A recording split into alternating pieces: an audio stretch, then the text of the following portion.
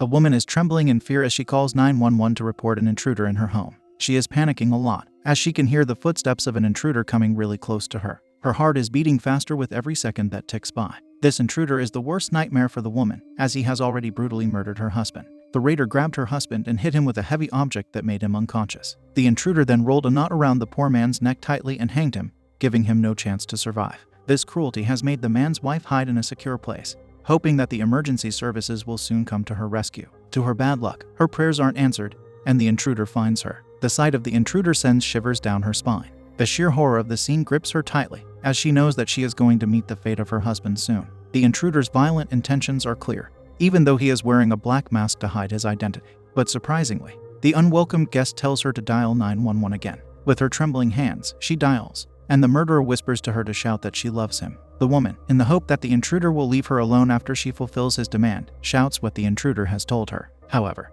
this is the moment the murderer was waiting for, as he stabs her violently, turning the shout into a scream. The message is clear to the police that they are dealing with a beast. The Miller family consists of Aaron Miller, his wife Beth, their daughter Marley, and their young son Max. Up until this point, they are a happily living family, who are packing their bags to go on a family trip. Little do they know what's going to happen when they come back. While they are packing, they are being stalked by that same dreadful beast. He is now eyeing this family, and wants to destroy their peace. The Miller family is done packing their luggage, and after locking their house, they head towards the airport. He follows them until they reach the airport. The Millers unload their luggage from their minivan and head toward the luggage counter. Once the family is gone, the monster finds the right opportunity and, by using his weapons, gets into the minivan and takes the help of the car's GPS to get back to their house. By using the Miller's van, he thinks he will be successful in avoiding any suspicion, but his black mask alone is enough for him to be suspicious. Then by using his tools and flexibility, he jumps into the house. He is free to do anything, and has a lot of time, as the Miller family don't have any cameras fixed in their house.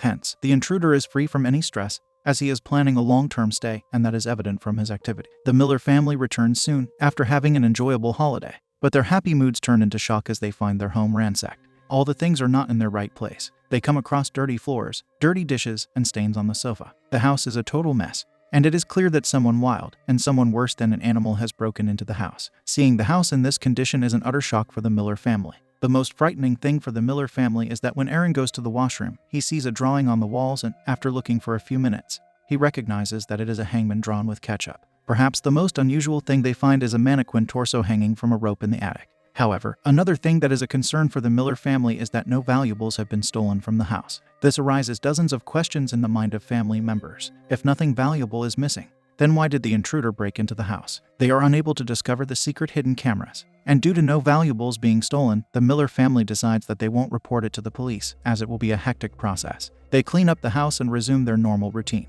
Little do they know that their decision not to report will end up costing them big time. No involvement of the police makes the hangman more comfortable, and now his job of secretly stalking the family has become easy. He continues to stalk the family by hiding in the attic, as the family hasn't checked the attic yet. The main targets of Hangman are the women of the family, Beth and Marley. He follows them when they go out and keeps a check on their every activity. Interestingly, Beth feels that there is still someone hiding and living in their house. Items go missing suddenly, and most of the important documents or electronics aren't in their place whenever she returns home. But the best reason she believes that someone else also resides in the house is that, at night, she hears noises of someone walking. Surprisingly, she doesn't tell this to anyone in the house, and continues her normal routine. In reality, indeed all these mysterious activities were done by the hangman. He often likes to come out at night and walk around the house. Moreover, it is he who misplaces important items so that he can give hints to the family about his presence, and also manipulates items to keep the family suspicious and unsettled. Alone in the house, the hangman deliberately breaks the toilet. A handyman, Miguel, gets to know about this,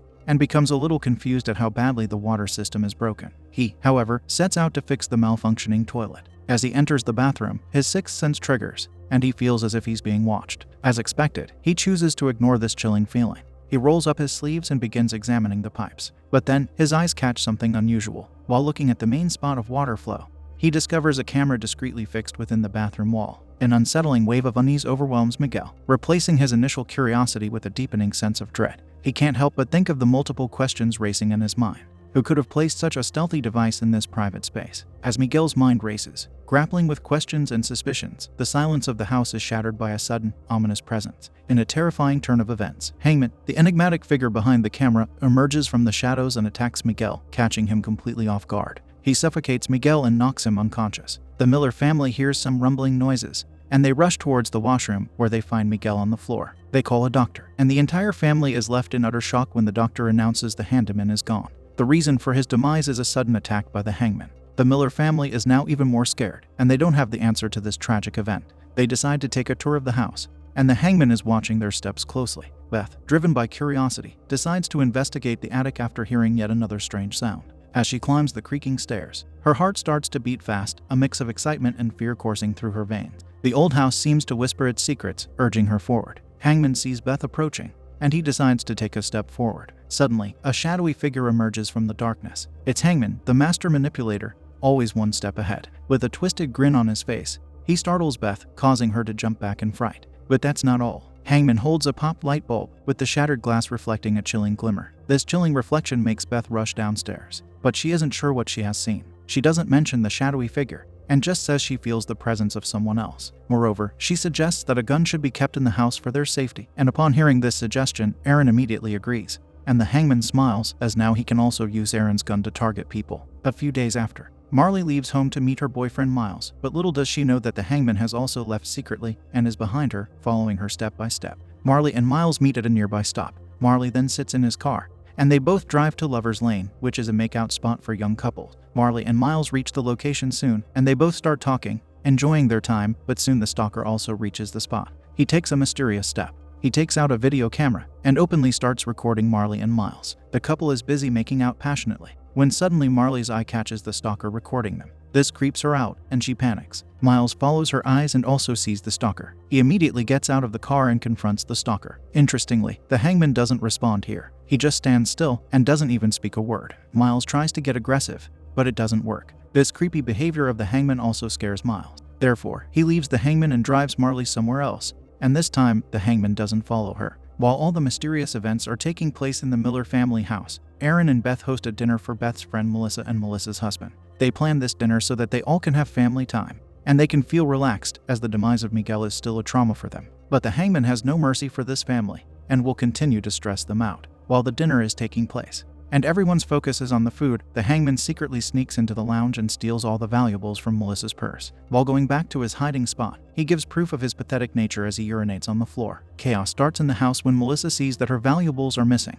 and in the search for her things, Beth discovers the urine, but she thinks Max has done this and cleans it up. Melissa isn't able to find her stuff, and she leaves the house crying, which increases the stress on the Miller family. Somehow, seeing the family under stress is a source of happiness for the hangman. Marley is currently the favorite target of the intruder. He sees that Marley is hiding her report card in her room. Her results are bad, and she doesn't want her parents to see them. The hangman sees this as an opportunity to strike. Hence, when Marley is out, he sneaks into her room, takes out the report card from her drawer, and secretly places it on the bed of Aaron and Beth. Soon Aaron and Beth see their daughter's results. They are already going through much frustration. Therefore, Aaron scolds Marley a great deal. Marley gets very sad, and is also frustrated because she isn't sure how her parents found her report card. She thinks that her brother Max is the culprit, and she blames him and gets angry with him, which damages her relationship with Max. The hangman again gets happy after seeing that the relationship between the family members is being damaged. Marley, as a punishment, is given the job to clean Max's room. With a sad heart, she starts cleaning her younger brother's messy room. While cleaning the room, she discovers something very strange. She discovers a creepy drawing of a faceless man dressed in black.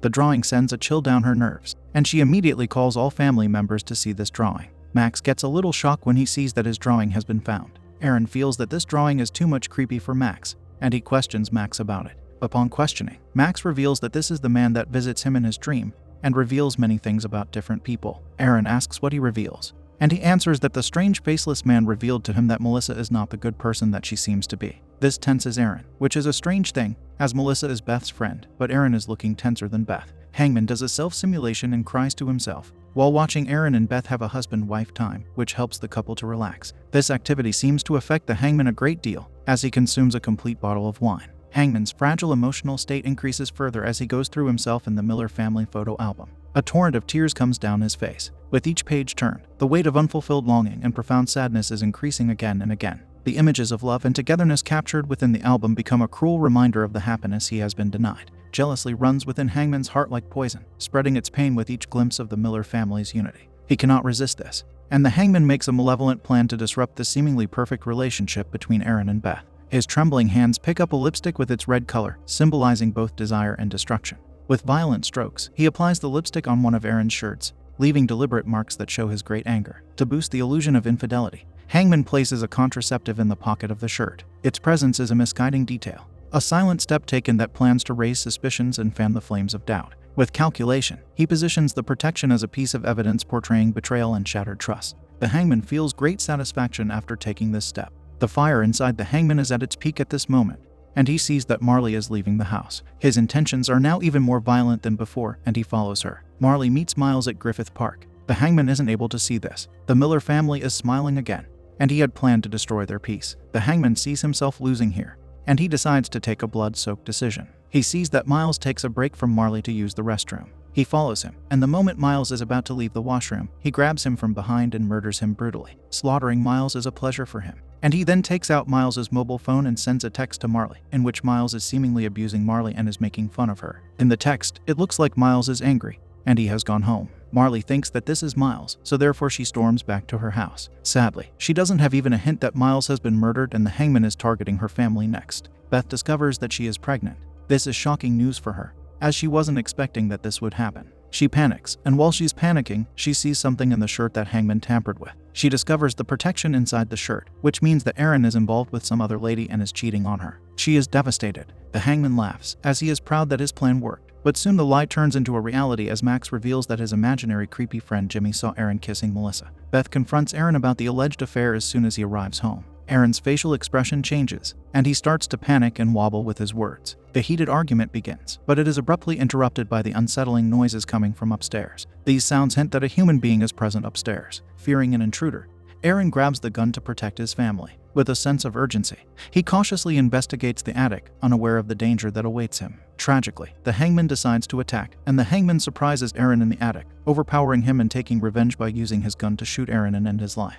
The gruesome sight of Aaron's lifeless body from a noose fills Beth with terror, as she knows she may be the next victim, and now she is completely helpless. She has become a hostage in her own home. The Hangman comes down and holds her at gunpoint. Hangman tells her that he is her Aaron now, and commands her to dial 911. The moment the helpline picks up the call, the Hangman forces Beth to shout the words of love towards him. In a horrifying turn of events, after Beth shouts the words, the Hangman's desire is completed, and he brutally ends her life with a single gunshot to her head. With his violent mission accomplished, Hangman runs from the scene, carrying his video camera as a reminder of his victims of the Miller family. He rushes towards the airport, where another family is going on a vacation. The Hangman starts documenting them, and now sets his eyes on them as his next target.